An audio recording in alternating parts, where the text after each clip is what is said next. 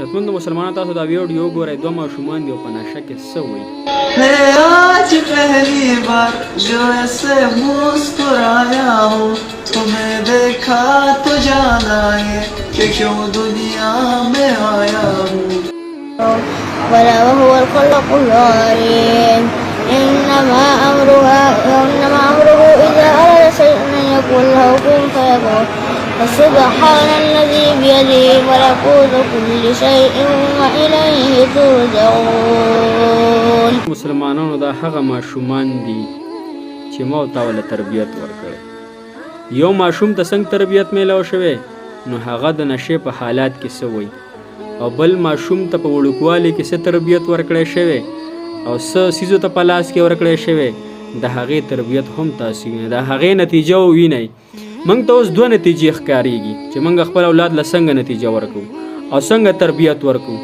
یو د قرآن تربیت دی چې دا ماشوم تاسو ته اوس ښکارېږي چې دی په نشه کې هم د الله جل شانه کلام لولي او محبت ساتي، د هغې په زړه کې مینه ده، په دماغ کې د هغې سوچ دی، د هغې تلاوت دی او په نشه کې هم کوي. بل ماشوم چې دی نو موږ چې څنګه ماشوم په خو بد راشي نو سپیا کوله په لاس کې ورکو سپېړه نو هغه پکې ټیک ټاکې کوي، ګانې بجانې وي، د هغې نتیجه هم تاسو دغه د مخکې ښکاري. نو هغه د نشې په حالات کې کمه ګانه وي. موږ خو چېرته اورېدلی یم نه چې بدن چې کمه ګانه وي، دا زما او ستا د بچي د تربیت ټیم دی او موږ او تاسو ورته دغه تربیت ورکړی. عزتمند مسلمان په خپلو ځانونو په خپلو اهل و عیال باندې رحم وکړو، ځکه الله جل شانه په خپل کلام کې څه فرمایي؟ یا ایها الذین آمنوا قوا انفسکم واهلیکم نارا.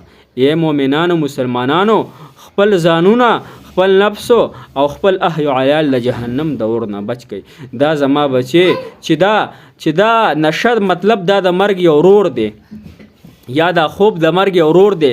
نو په دې حالات کې چې انسان کمې خبرې کوي نو هغه د مرګ په وخت کې هم کوي.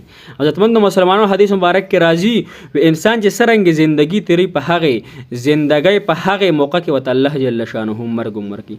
مطلب دې څنګه ژوند تیری په څه طریقه ژوند تیری په کم صورت کې ژوند تیری په هغه صورت او دغه کې د الله جل شانه مرګ هم راولي. نو په خپلو ځانونو باندې رحم وکړو، په خپل اهل و عیال باندې رحم وکړو او خپل اهل و عیال له جهنم د اور نه بچ کړو.